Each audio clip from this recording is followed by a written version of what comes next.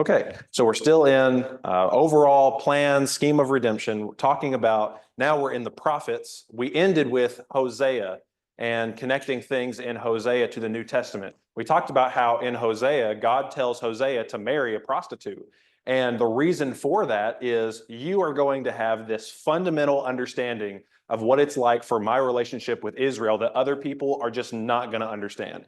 You are going to experience what it's like for me for them to commit spiritual adultery against me over and over and over again. But even in all of the judgment and the calling out of sins that happens in Hosea, there are still glimpses of hope. And we see where Hosea literally pays and redeems Gomer. Although she is caught in her adultery, he redeems her. And God is giving the lesson that that's exactly what I'm going to do for Israel. And that's exactly what I have done for years and years and years. We talked about how in Hosea chapter 2, God is talking about the restoration of Israel there, and he says that he will betroth them to him forever. In other words, God's people would be his wife, his own wife. And we talked about the connection to the New Testament, where who is the bride of Christ in the New Testament? It's the church. Yeah, it's the church. And undoubtedly, it's the church. And we talked about Ephesians 5, verses 22 through 32, that whole section where we love to talk about the relationship between husbands and wives. That's a great passage to go to for that, because the fundamental comparison there is that Christ is the husband and the church is the bride, and husbands should act like Christ toward their brides.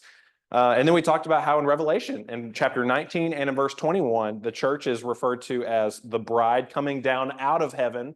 And then we, just very briefly at the end, we were talking about Matthew 22. And in Matthew 22, there's this whole parable about the wedding feast. And in the wedding feast in chapter 21, at the end of chapter 21, in verse 45, the chief priests and the Pharisees heard the parables of Jesus, and they understood that he was speaking about them. And then right after it says that in chapter 21, we get the parable of the wedding feast. And so, wow, the parable of the wedding feast, where certain people were rejected and then sort of the nobodies were welcomed into the wedding feast, is the picture of the Jews, who should have been God's chosen people, the people that God had chosen, would be rejected, and it would be open to people that it wasn't open to before. And that we mentioned this, but we didn't get to talk about it very much. But that connects all the way back to Deuteronomy 28, connects all the way back to Deuteronomy 32, where the blessings and the curses for breaking the covenant. And at the end of that, the song that we've talked about many times, the song that Moses was to teach to Israel, that would be a witness against them for years and years and years. The very end says, "And I will avenge myself on those who rejected me and open it up to all the nations." And that's quoted in the New Testament multiple times about being open to the Gentiles. So that's kind of where we left off with Hosea. Any thoughts about that before we keep going? Okay. We talked about how Hosea bought Gomer with a price. Hosea had to redeem Gomer herself. And in 1 Corinthians chapter 6, I think this is something that we are very well aware of probably. In 1 Corinthians chapter 6, that's a present reality for Christians today. 1 Corinthians chapter 6, that God redeems us. And that's sort of a picture that points forward. And so 1 Corinthians chapter 6 and going down to verse 20, 1 Corinthians 6 verse 20 says, "You have been bought with a price. Therefore, glorify God in your body." That whole idea, you've been purchased, you've been redeemed, you've been bought. And so then there's a certain way that we should be asking, which is also really significant to me, because a little bit earlier in that chapter it talks about, are you going to join yourself to a prostitute? Don't you know that if you're going to be that, there's going to be members of a prostitute? Don't do that, which really connects back to Hosea with the whole prostitute language. But also in 1 Peter chapter 1, 1 Peter chapter 1, talking about being redeemed and having been redeemed. 1 Peter chapter 1, we'll look at verse 18. 1 Peter 1 and verse 18 here. And I love that. It's so good. Really, verses 18 and 19.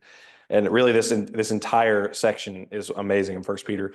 "But knowing that you were not redeemed with perishable things like silver or gold from your futile way of life inherited from your forefathers, but with precious blood, as of a lamb unblemished and spotless, the blood of Christ. He was foreknown before the foundation of the world, but has appeared in these last times for the sake of you, who through him are believers in God, who raised him from the dead and gave him glory, so that your faith and hope are in God." So the whole idea for Christians is you've been redeemed. You have committed spiritual adultery against God, but by the blood of Christ, you have been redeemed. And also, just a foretaste of what hopefully we'll get to today. Verse 20, in these last times, that was what Peter was saying in that day, those last times. And hopefully we'll get to some of that a little bit today too.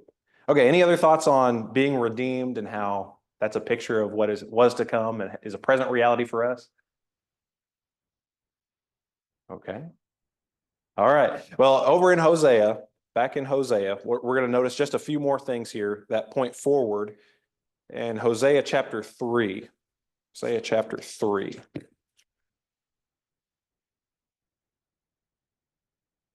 And in Hosea chapter 3, I really want to read this entire chapter. It's 5 verses, so it's a really short chapter. But verse 5 is what we're going to focus on, but the first 4 verses are just pivotal to understanding this. So Hosea chapter 3, and it says, then the Lord said to me, go again, love a woman who's loved by her husband, yet an adulteress, even as the Lord loves the sons of Israel, though they turn to other gods and love raisin cakes.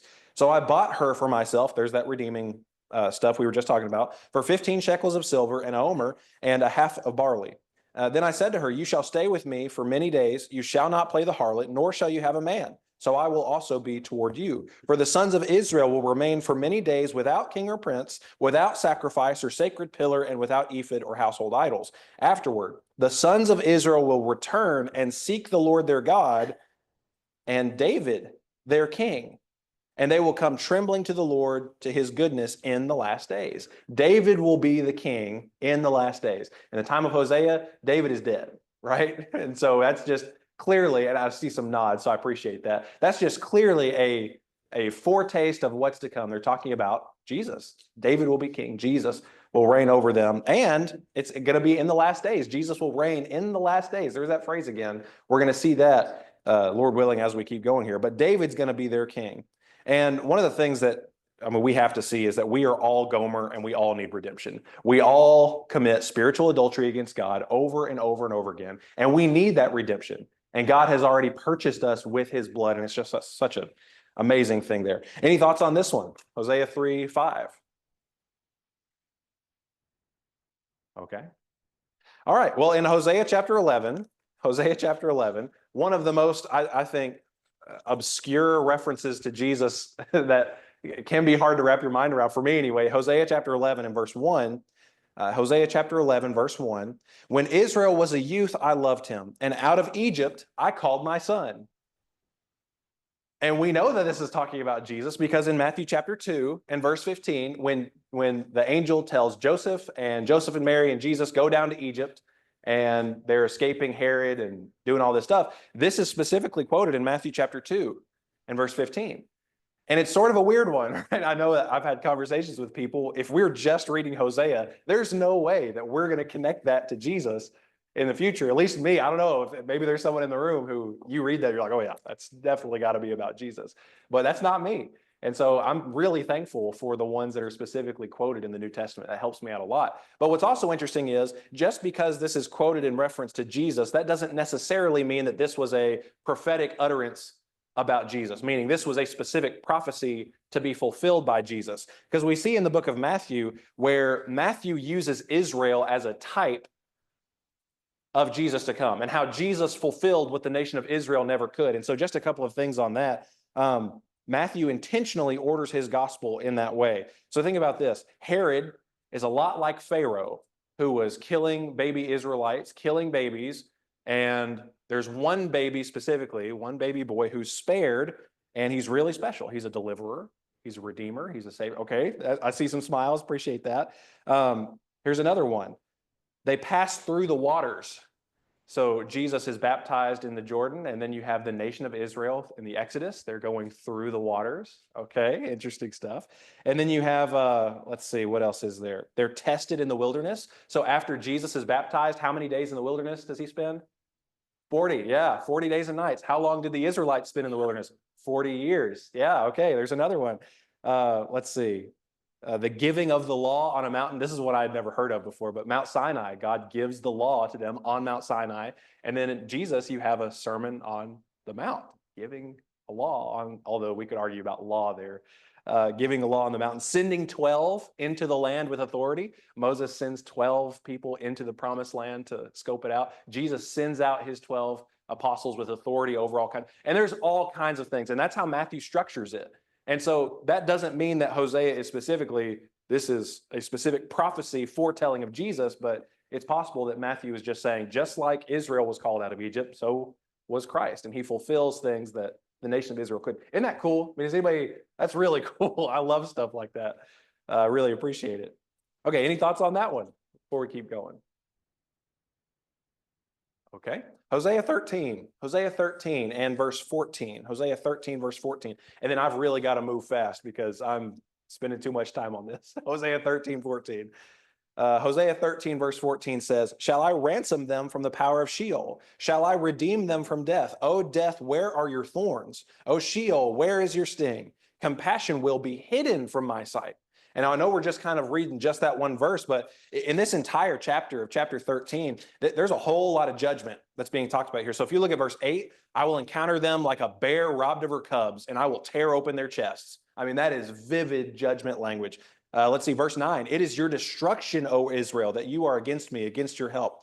Verse 12, "The iniquity of Ephraim is bound up, her sin is stored up. The pains of childbirth will come upon him. He is not a wise son, for it is not the time that he should delay at the opening of the womb." And so when we read verse 14, maybe you already have the New Testament connection with what this verse is quoted in the New Testament. But right here, this is terrifying. This is judgment language. At the end of verse 14, it says, "Compassion will be hidden from my sight." The judgment on the nation of Israel. What's fascinating to me is this is quoted in 1 Corinthians 15. That line right there where it says, "O death, where are your thorns? O Sheol, where is your sting?" Maybe you remember it better by how it's referenced in the New Testament, or "O death, where is your," I can't remember exactly how it says. 1 Corinthians 15. Just take a look at it. I don't want to misquote it here. But 1 Corinthians 15, in context, really talking about the resurrection. And in 1 Corinthians 15, down in verse, let's see, 54 and 55. "When this perishable will have put on the imperishable, and this mortal will have put on immortality, then will come about the saying that is written, death is swallowed up in victory. O death, where is your victory? O death, where is your sting? The sting of death is sin, and the power of sin is the law. But thanks be to God who gives us the victory through our Lord Jesus Christ." So this is fascinating because Paul says the sting of death is sin. And in the context of Hosea, sinful Israel was being judged because of all their, the evils that they were committing, and compassion would be hidden from God's sight. But in the New Testament, when that same verse is quoted, it's fascinating to me that sin is taken away in Jesus. So death isn't scary. And then you can say, "Death, where is your sting?" because compassion is extended. And I just love that that's exactly how it's quoted in the New Testament, because context really matters here. Hosea, this is judgment. This is scary. This is terrible. Compassion is going to be hidden from God's sight. But in the New Testament, you can say, "Death, where's your sting?" Because of Jesus, death isn't scary anymore. And compassion is extended because of the blood of Christ. It's amazing to me how we can have the same passage used two very different ways. Okay, any thoughts on this one? Okay. All right, last one from Hosea. Look at chapter 14, please. Chapter 14. Chapter 14, let's read verses 1 through 8 really quickly, and then we'll move on to the next one here. 1 through 8. "Return, O Israel, to the Lord your God, for you have stumbled because of your iniquity. Take words with you and return to the Lord. Say to him, take away all iniquity and receive us graciously, that we may present the fruit of our lips. Assyria will not save us. We will not ride on horses, nor will we say again, our God, to the work of our hands. For in you the orphan finds mercy." And God says, verse 4, "I will heal their apostasy. I will love them freely. My anger has turned away from them. I will be like the dew to Israel. He will blossom like the lily, and he will take root like the cedars of Lebanon. His shoots will sprout. His beauty will be like the olive tree, his fragrance like the cedars of Lebanon. Those who live in his shadow will again raise grain. They will blossom like the vine. His renown will be like the wine of Lebanon. O Ephraim," which is the nation of Israel there, "what more have I to do with idols? It is I who answer and look after you. I am a luxuriant cypress. From me comes your fruit." And then let's go ahead and read verse 9. "Whoever is wise, let him understand these things. Whoever is discerning, let him know them. For the ways of the Lord are right, and the righteous will walk in them, but transgressors will stumble in them." here in the context of Hosea, Hosea calls out to the nation of Israel, as his wife to return to him. And when his wife returns to him, he'll be compassionate, he'll be gracious, he'll redeem Israel. And there's a very physical sense where, there's the restoration after the exiles that happen. And this is absolutely fulfilled in that. But there's also a spiritual Israel later on where this is also fulfilled in. The spiritual Israel in the New Testament that is redeemed, the spiritual Israel in the New Testament that is holy. And of course, that is the people of God in the New Testament. We're going to have a lot more to say on that in just a minute. Okay, any thoughts on the end of Hosea? All right. Yeah, I mentioned it before. This is one of those that has like a guttural reaction to me just because this guy had to marry either a woman who was inclined toward prostitution or a woman who was already a prostitute just to understand what it's like for God when we commit spiritual adultery on him. Man, rough. Okay, any last thoughts on Hosea? All right, so now we're going to shift. Those were the prophets that were to the northern kingdom of Israel or from the northern kingdom of Israel before their captivity in Assyria. So now we're going to move to Judah, but we're also going back in time. So I know this is kind of a weird way to do it, but now we're going to focus on Judah. So let's go to Obadiah, please. Obadiah. And Obadiah is a very short minor prophet, just one chapter. Obadiah. And if you'll turn over there, please. I mean, hopefully we're not going to spend a ton of time on this unless there's a lot of discussion, but Obadiah, please. And I'm honestly having a hard time finding it right now. So, you blink, you miss it.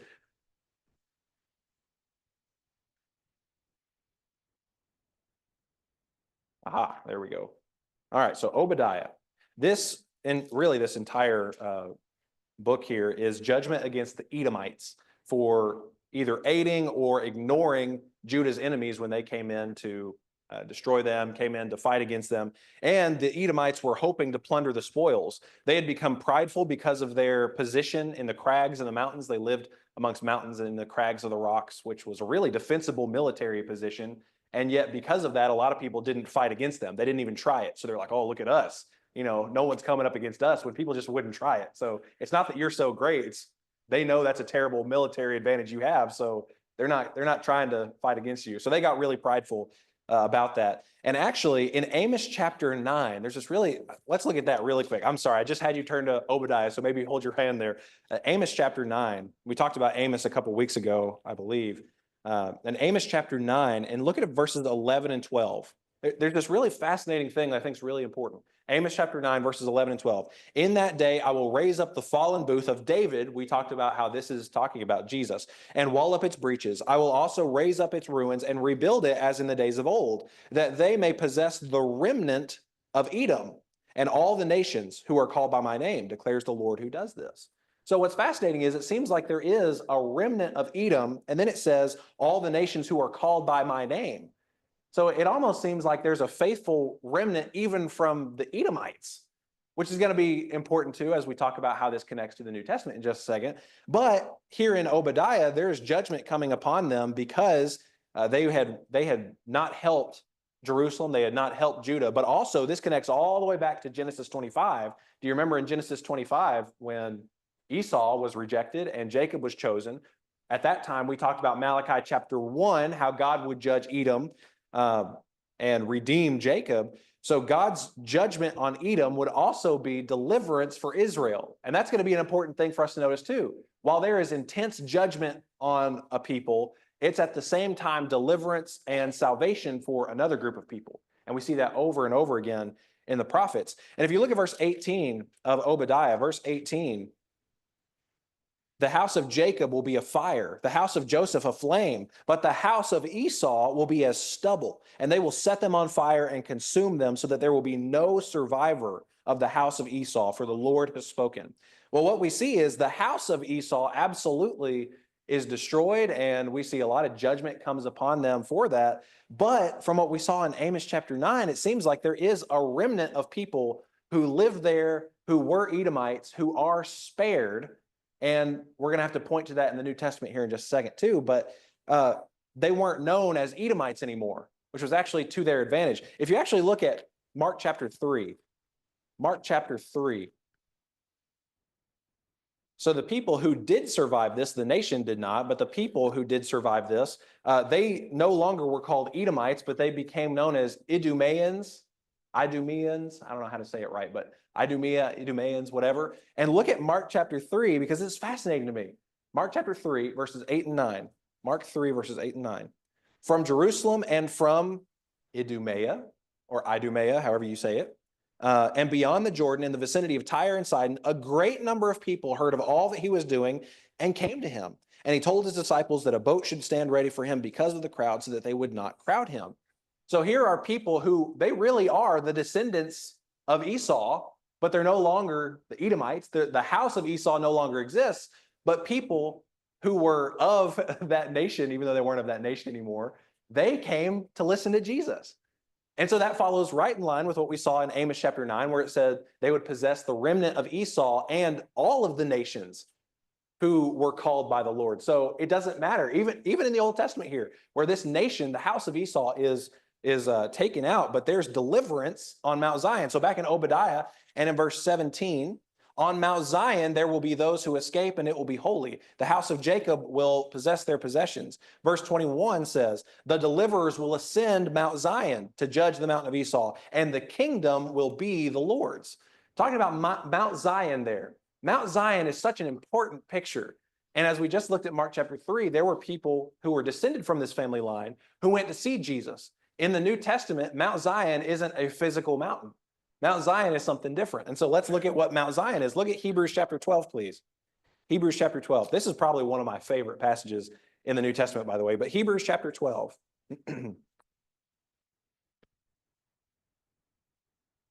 Hebrews chapter 12, and we'll go down to verse 22, please. Down to verse 22. The writer of Hebrews, writing to Christians in the first century, says something really important in Hebrews chapter 12, starting in verse 22. Talking to Christians, he says, you have come to Mount Zion. In other words, you have already come to Mount Zion, to the city of the living God, the heavenly Jerusalem. Hold that in your memory. Remember heavenly Jerusalem, and to the myriads of angels, to the general assembly and church of the firstborn who are enrolled in heaven, and to God, the judge of all, and to the spirits of the righteous made perfect, and to Jesus, the mediator of a new covenant, and to the sprinkled blood, which speaks better than the blood of Abel. And so in the Old Testament, when we read Mount Zion, yes, there was a physical restoration there and they were able to rebuild, but the salvation that comes to Mount Zion is not a physical mountain. That's what the writer of Hebrews is saying. The restoration, the spiritual restoration of Mount Zion is available to all the nations, including these people who are descended from Esau, from Edom. And if they're on Mount Zion right here, they're a member of the church. If you're a part of the church from any nation, you're on Mount Zion right now. Which, this is a little sidebar, some of our songs that we sing, we have to allow for poetic license. But when we sing, we're marching to Zion, one of my favorite tunes. The problem with that is, if you're a Christian, you're already there. You're already on Mount Zion. You're already part of the church. Or I can't remember the name of the song, but it's Zion, Zion, I long thy gates to see. Let me tell you, if you're a Christian, you're already there. You don't have to long for the gates. You're already there. That's what Hebrews chapter 12 says. And also the heavenly Jerusalem. There are some songs that we sing that talk about, oh, I long to be in that new Jerusalem. Brethren, we're there. It's extremely encouraging. And it's a wonderful promise that we have here in the New Testament. And so the comfort is, Obadiah is judgment on Edom for the things they had done wrong, connecting all the way back to Genesis 25, where God had rejected Esau and chosen Jacob. But even the survivors that remain are able to join God in his kingdom, are able to be on Mount Zion where the Lord reigns forever. I mean, that's good news I don't think anybody in here is Jewish. Maybe you are, I'm not. So it's really comforting for me that I don't have to trace my family lineage. By the way, they can't do that, which we'll talk about hopefully a little bit.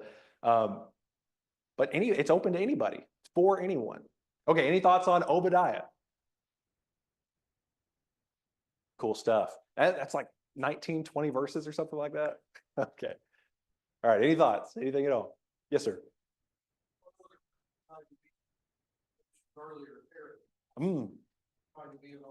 Which Herod?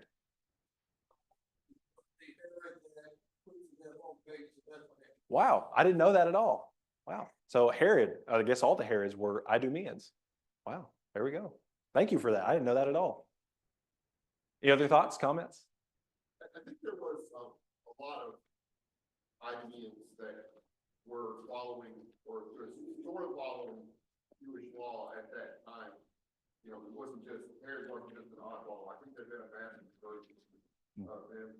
And I think Herod may have been kind of difficult in that he wasn't a very good Jew, but was still identifying as a law, as someone who followed the law. Yeah. Any other thoughts or comments? Obadiah. I mean, who would have thought? I mean, Obadiah, really, really short book. Okay. All right. Well, let's move on to Joel here. And one of the things with Joel, it is a notoriously difficult book to date. And so you will find a lot of people will put it here, but then a lot of people will also put it after exile and at the time that people are returning to Jerusalem and rebuilding. Sometimes people will place it there. And the reason for that, I think, is because there's no king mentioned. That's sort of a big reason. There's no king mentioned, but the temple's still standing. So they have to put it somewhere where the temple's still standing, but there's no king mentioned. Just because a king isn't mentioned doesn't mean there's not a king. But I want you to know there's a lot of argument about the dating of Joel. Just like almost every book in the Bible, there's a lot of argument about it. But we'll talk about it here because either way, if it's here or if it's there, the message is really the same. And so in the book of Joel, let's see, half of the book is really warning about quickly approaching judgments against the people, but how God would return them. You know, there would be a physical return to Jerusalem, a physical return, and they would rebuild. But then it also talks about the future hope of the Messiah, just like we see in a lot of these prophets here. There were literal locust plagues that happened against the nation of Judah. There were literal locust plagues. But also these locusts are used as an image for invading and destroying armies.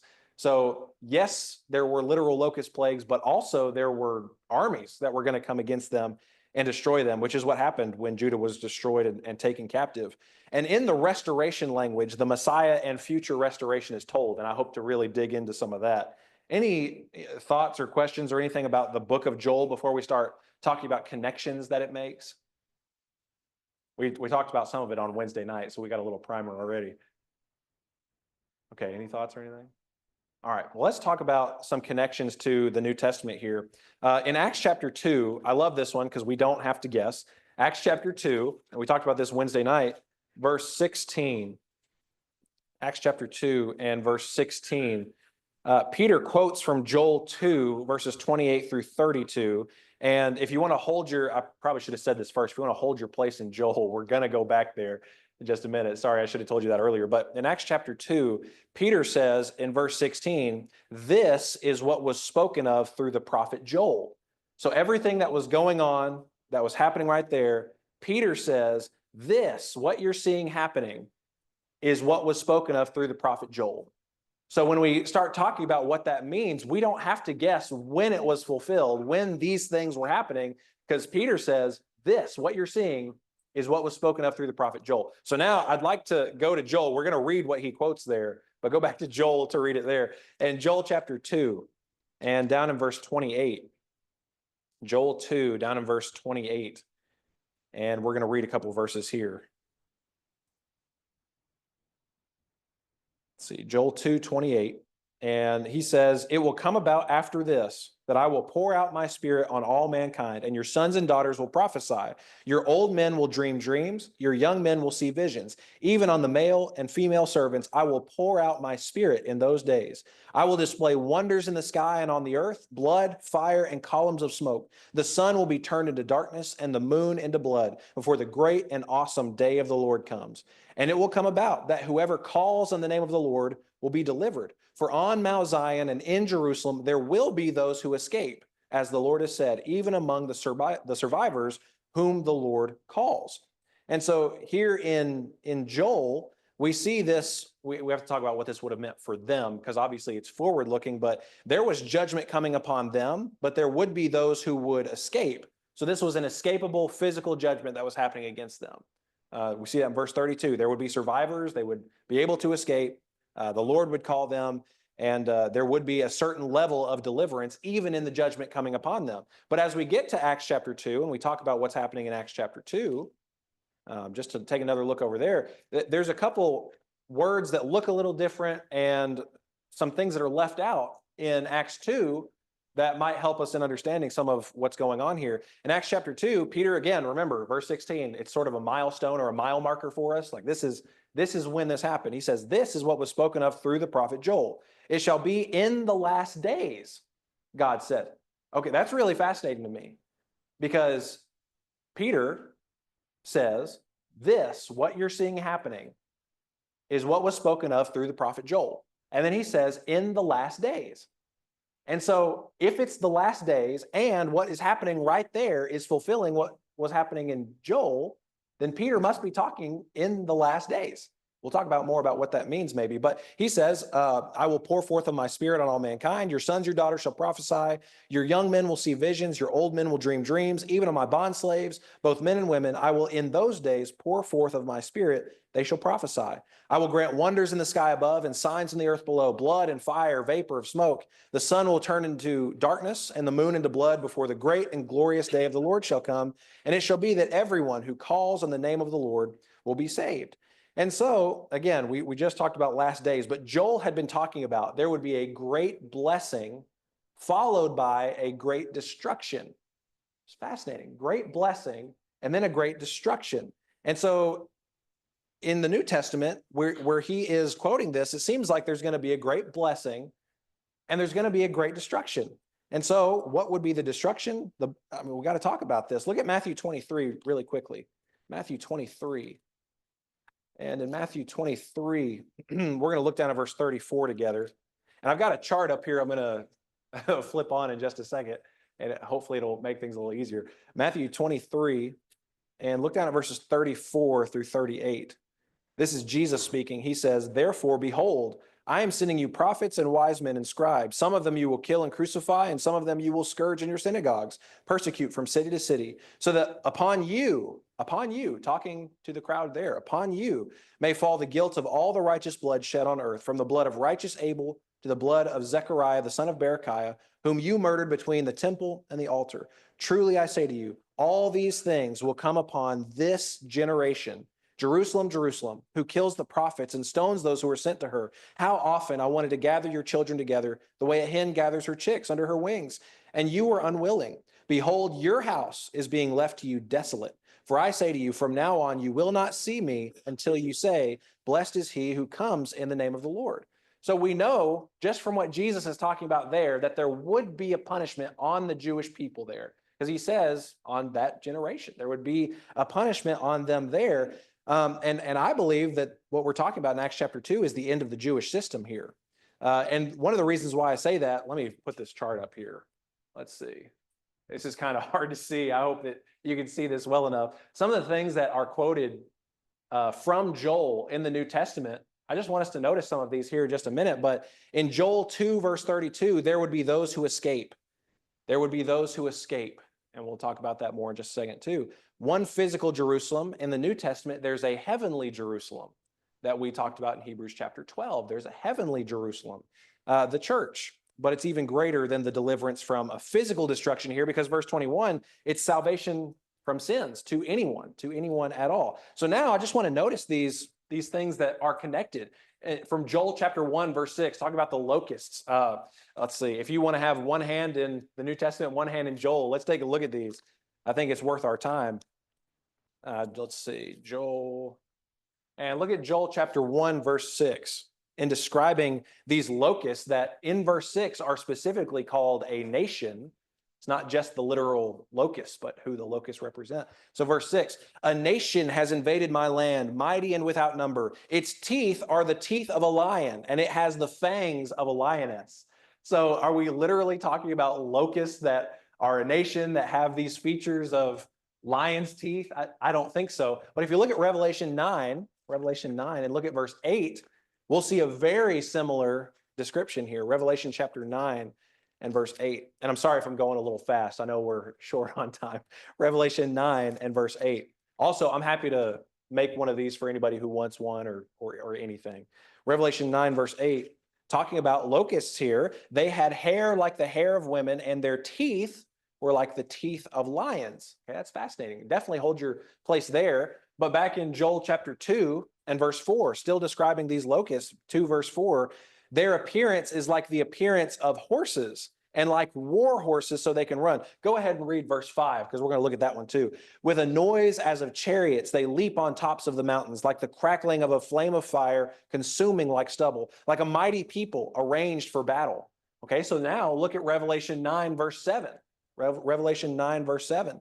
The appearance of the locusts was like horses prepared for battle, and on their heads appeared to be crowns like gold, and their faces were like the faces of men. Let's reread verse 8. They had hair like the hair of women. Their teeth were like the teeth of lions. They had breastplates like breastplates of iron, and the sound of their wings was like the sound of chariots, of many horses rushing to battle. We see the same language being used about a nation that God was using to punish his people here in Revelation compared to the book of Joel.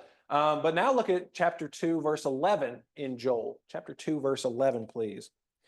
Talking about the Lord here in verse 11. The Lord utters his voice before his army. Surely his camp is very great, for strong is he who carries out his word. The day of the Lord is indeed great and very awesome, and who can endure it? Nobody can endure the day of the Lord. The Lord's strong. Who can stand? We see that same kind of language being used in Revelation chapter 6. And in Revelation chapter 6, if we look at verse 17 there, chapter 6, verse 17, actually look at verse 16 and 17. They said to the mountains and to the rocks, fall on us and hide us from the presence of him who sits on the throne, from the wrath of the Lamb. Who's the Lamb there? That's Jesus, undoubtedly in Revelation. Verse 17, for the great day of their wrath has come, and who is able to stand? So again, we see the same kind of idea being connected there in Joel and Revelation. But then let's look at, we just looked at chapter 2, verses 28 through 32, where the Spirit would be poured out. We see that being fulfilled in Acts chapter 2, right? Spirit's poured out. And then later in Acts chapter 10, it's poured out on the Gentiles, uncircumcised Gentiles. Anyone who calls on the name of the Lord would be saved. We saw that in Acts chapter 2. We see that. But now let's specifically look at Joel 2, verse 30 and 31. And let's talk about some of the phrases that are used there, what they would mean for Joel's day, what they meant a little bit later. Joel chapter 2, and look at verse 30 and 31 again. I will display wonders in the sky and on the earth, blood, fire, and columns of smoke. The sun will be turned into darkness and the moon into blood before the great and awesome day of the Lord comes. Now, when I read that, immediately, what do you think of? Do what? Sorry. Yeah, final judgment. Immediately, probably everybody in here, when we read that, we're like, that's got to be about final judgment. And yes, there's probably some relations to final judgment, but I also want to say it's not just that. And I want to show from the scriptures where we see that. So take a look at Matthew 24. Matthew 24. And while you're turning to Matthew 24, hopefully you've got your hand there. Just remember, wonders in the sky and earth, blood, fire, smoke, sun darkened, moon to blood, great and awesome day of the Lord. And then we'll talk about the rest of that here in just a little. So Matthew 24. Matthew 24, please. And Matthew 24, look at verse 29. Matthew 24 and verse 29, please. In this section, undoubtedly, I'd say we probably all agree that Matthew 24 in this section is talking about the destruction of Jerusalem. That's what's being talked about in this first half. Verse 29, immediately after the tribulation of those days, Jesus says, the sun will be darkened and the moon will not give its light, and the stars will fall from the sky, and the powers of the heavens will be shaken. And so I hope you see right there, the sun will be darkened, the moon will not give its light. What are those referencing? It's Joel. It's referencing back to Joel. But then we've got to notice in Matthew 24, look at verse 34. After he says that, he says, truly I say to you, this generation will not pass away until all these things take place. So whatever that judgment was, Jesus described that we probably all agree is the destruction of Jerusalem. He says it's going to happen on this generation, but he says the sun will be darkened and the moon won't give its light. And I really love, I think Dan said this on Wednesday night, that language isn't always just end of all time. It's not end of all things. It's God intervening in human history and flipping things on its head. That's what that language is. Because at the destruction of Jerusalem, I don't know if the sun was literally darkened. I don't know if the moon literally didn't give its light. But Jesus says that would happen on that generation. Okay, let's look at another one because I think it's even more impactful. Mark 13, please. Mark 13.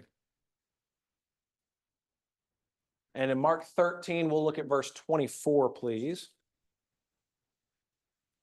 Mark 13, we'll look at verse 24. And please, I know we're just looking at individual verses. Feel free to ask me questions. I'm happy to give you a copy of any of this. Read the context for yourself. Don't just take my word for it. Please don't do that. Mark chapter 13, and look at verse 24. Mark 13, verse 24, Jesus again says, in those days, after that tribulation, the sun will be darkened and the moon will not give its light, and the stars will be falling from heaven and the powers that are in the heavens will be shaken. Look at verse 26. Then they will see the Son of Man coming in clouds with great power and glory. Again, when we read or we see the Son of Man is going to come in the clouds with great power and glory, what do we think of? Well, we're probably thinking that's final judgment. That's what that is. But look down at verse 30. After saying these things, Jesus says in verse 30, truly I say to you, this generation will not pass away until all these things take place. So whatever that judgment is that he's talking about, that generation would not pass away until those things took place. So unless we got some really, really old people walking around, I don't think so. Then whatever this judgment is that connects back to Joel has already happened in our day and time. But let's see, Luke 21, please. Luke 21, please. Somebody say something. Yes, sir.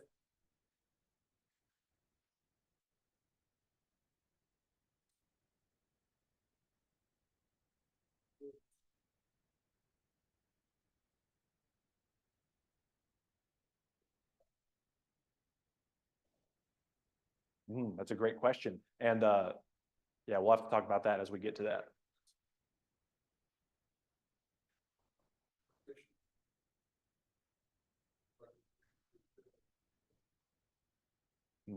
Yeah, we'll definitely have to encounter that. Let's look at a couple more of these passages. We'll talk about that some more. Luke 21, look down at verse 11, please. Luke 21, verse 11. And actually, in Luke 21, look at verse 6 here. Verse 6. As for these things which you're looking at, the days will come in which there will not be left one stone upon another, which will not be torn down. Jesus talking about the temple there. Verse 5, it says they were talking about the temple. It was adorned with beautiful stones of votive gifts. But if you look down at verse 12, before all these things, verse 11, there will be great earthquakes in various places, plagues and famines. There will be terrors and great signs from heaven. Do you remember wonders in the sky and the earth? Man, that's really familiar there. Look down at verse 25. 25. There will be signs in sun and moon and stars. And oh man, we got to hurry up here. There will be signs in sun and moon and stars, and on the earth dismay among nations, in perplexity at the roaring of the sea and the waves, men fainting from fear and the expectation of things which are coming upon the world, for the powers of the heavens will be shaken. Again, verse 27, they will see the Son of Man coming in a cloud with power and great glory. Man, really fascinating stuff there. Look at verse 32 here. Verse 32, truly I say to you, this generation will not take place. This generation will not pass away until all these things take place. Sorry about that. And then look at Acts chapter 2 again. Acts chapter 2. Acts chapter 2, and look down at verse 16 again. This is what we read from earlier, talking about Peter on Pentecost. Acts chapter 2. And let's read verses 16 through 21 again here. Remember, Peter says in verse 16, he says, this is what was spoken of through the prophet Joel. This, what you see happening, is the beginning of what was spoken through the prophet Joel. He says, it shall be in the last days, God says, I will pour forth of my spirit on all mankind. Your sons, your daughters shall prophesy. Your young men shall see visions. Your old men shall dream dreams. Even on my bondslaves, both men and women, I will in those days pour forth of my spirit, and they shall prophesy. I will grant wonders in the sky above and signs on the earth below, blood and fire and vapor of smoke. The sun will be turned into darkness and the moon into blood before the great and glorious day of the Lord shall come. And it shall be that everyone who calls on the name of the Lord will be saved. And so as we're looking at this, we see Peter says this is what was spoken of through the prophet Joel. We see the Spirit poured out on all mankind, by the way, in Joel's account, on the nations. And so the Spirit being poured out, we see it on the Jews, we see it on the Gentiles in Acts chapter 10. In those days, I will pour forth of my Spirit. We see that same language we've been seeing over and over again. But then verse 21, what is after that great and awesome day of the Lord? In verse 21, what's after those things is that it shall be that everyone who calls on the name of the Lord will be saved. And so part of the question about the generation, I think this is important to that, is if it is that it's after that great and glorious day of the Lord that everyone who calls on the name of the Lord will be saved, what happens in just a little bit later in chapter 2 where people call on the name of the Lord? and the ability to be saved is presented to them. We're not talking just about some physical judgment. We're talking about spiritual judgment as well, and salvation is offered to them right then and there. And so that's sort of a hard question that we have to wrestle with. But then also, let's look at Revelation chapter 6. Revelation chapter 6, please. I don't even know if I have this one up there, do I? Yeah, Revelation chapter 6. And we'll look at verses 12 and 13. Revelation 6, verses 12 and 13, please. I looked when he broke the sixth seal, and there was a great earthquake, and the sun became black as sackcloth made of hair, and the whole moon became like blood. The stars of the sky fell to the earth as a fig tree casts its unripe figs when shaken like a great wind, or shaken by a great wind. And so really what I'm just pointing out is we see this language over and over and over and over again. And what's especially pertinent is in Revelation where that's mentioned, and in Revelation chapter 1, let's see, Revelation chapter 1, at the beginning of this whole message, Revelation 1, verse 1, the revelation of Jesus Christ, which God gave to show to his bondservants the things which must soon take place. He sent and communicated it by his angel to his bondservant John. And then in verse 3, at the very last line, heed the things which are written in it, for the time is near. The time is near. Interesting. Let's see, there's another one here. Yeah, and then also it's just at the end of the book, the time is near, over and over again. So before we talk more about the generation, I think that's a really important question. Let's look more at Joel 3 and verse 13. There's this sickle for harvest. I know I got to go fast. I'm sorry, y'all. Joel chapter 3. Joel chapter 3. And in verse 13, 3:13. Put in the sickle, for the harvest is ripe. Come tread, for the winepress is full. The vats overflow, for their wickedness is great. Talking about the judgment that would come upon them, where the winepress was wrath, and it was sort of the image of we're gathering up these grapes that are ripe, and we're treading them in the winepress, and it's overflowing because of the blood, which is the exact same picture we see in Revelation 14. If you want to look over there, and we'll read this just a little bit. Revelation 14. And in Revelation 14, verse 14, starting here, then I looked, and behold, a white cloud, and sitting on the cloud was one like a son of man, having a golden crown on his head and a sharp sickle in his hand. And another angel came out of the temple, crying out with a loud voice to him who sat on the cloud, put in your sickle and reap, for the hour to reap has come, because the harvest of the earth is ripe. Then he who sat on the cloud swung his sickle over the earth, and the earth was reaped. Notice that's sort of a peaceful reaping. But verse 17, another angel came out of the temple, which is in heaven. He also had a sharp sickle. Another angel, the one who has power over fire, came out from the altar. Put in your sharp sickle and gather the clusters from the vine of the earth, because her grapes are ripe. And then notice the verse 20. The winepress was trodden outside the city. Blood came out from the winepress up to the horses' bridles for a distance of 200 miles. And so we see the same type of language there. And then Lord willing, next Sunday morning, we'll start in Joel 3:21 and talk about God avenging blood and how the Lord dwells in Zion, and then talk about more present realities of Zion, the heavenly Jerusalem that we see in Hebrews 12:22 to the end. Okay, any last thoughts? I know people are gathering, but any last thoughts? I know there's a lot. Okay, well, Lord willing, we'll pick up next Sunday.